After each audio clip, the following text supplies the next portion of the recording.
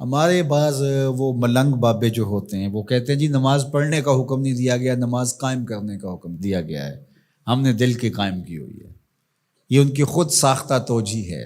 نماز قائم کرنے کا حکم اہل ایمان کو دیا گیا حضور کی وساطت سے، اور حضور علیہ السلام کو حکم دیا گیا کہ نماز قائم کریں، تو آقا کریم علیہ السلام سے بہتر اس کا مفہوم کون سمجھ سکتا ہے؟ تو آقا کریم نے رکوع اور سجود والی نماز پڑھی اور قیام نماز کا عملی اظہار لوگوں کے سامنے رکھا، پھر اس کے اندر کیفیت کس قدر ہو تو یہ پھر جتنی قربت اللہ کی بندے کو نصیب ہوگی اس قدر وہ آگے بڑھتا چلا جائے گا۔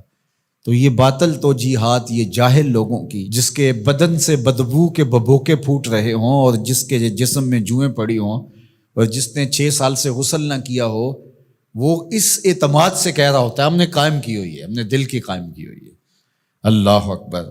تو یہ اس معاشرے میں ایسے لوگوں کو ماننے والے اور ایسے لوگوں کی باتوں کو غور سے سننے والے اور ان جاہلانہ باتوں کو معرفت کی باتیں قرار دینے والوں کی کمی بھی نہیں ہے۔ تو اللہ تعالیٰ جل شانہ سے ہدایت مانگنی چاہیے کہ اللہ ہمیں ہدایت کا نور نصیب فرمائے۔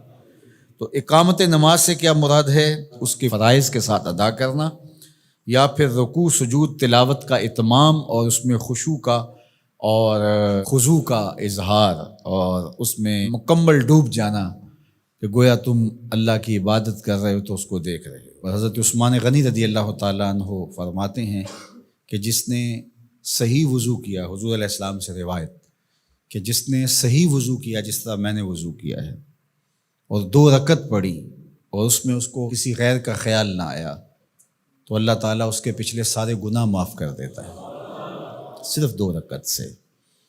لیکن اگر ساری نماز ہی خیالوں سے بھری پڑی رہی اور تصورات کہیں اور بھٹکتے رہے اور انسان کھڑا نماز میں ہے لیکن بہکتا کہیں اور رہا، تو پھر وہ نماز کی صحیح اقامت نہیں ہوگی۔ تو اقامت صلاۃ سے مراد جو ہے وہ یا تو اس کو فرائض و واجبات کے ساتھ ادا کرنا، اور دوسرا مفہوم کے خشوع کے ساتھ پورے اراکین کا اعتدال اور اتمام، تو دونوں اس کے مفہوم بیان فرمائے گئے ہیں۔ تو ظاہر ہے کہ ابتدا کے اندر تو کوشش ہوگی کہ فرائض واجبات پورے ہو جائیں، تو وہ خشوع اگر نہیں بھی حاصل ہو پایا تو پھر بھی کوشش جاری رکھنی چاہیے، نہ یہ کہ اب وہ تو کیفیت ہی نہیں نصیب ہو رہی تو میرا نماز پڑھنے کا کیا فائدہ۔ حضرت محدث کچھوچوی علیہ رحمہ سے کسی مرید نے کہا حضرت نماز پڑھتا ہوں لیکن لطف نہیں آتا، مزہ نہیں آتا۔ تو آپ نے اسے سوالیہ انداز میں پوچھا کہ اس کے باوجود بھی پڑھتے ہو؟ اس نے کہا جی وہ تو فرض ہے، پڑھتا تو ہوں۔ تو آپ جھومنے لگے، فرمایا واہ واہ، تمہیں مزہ نہیں آتا پھر بھی پڑھتے ہو؟ اس کا مطلب ہے تم مزے کے لیے نہیں اللہ کے لیے پڑھ رہے ہو۔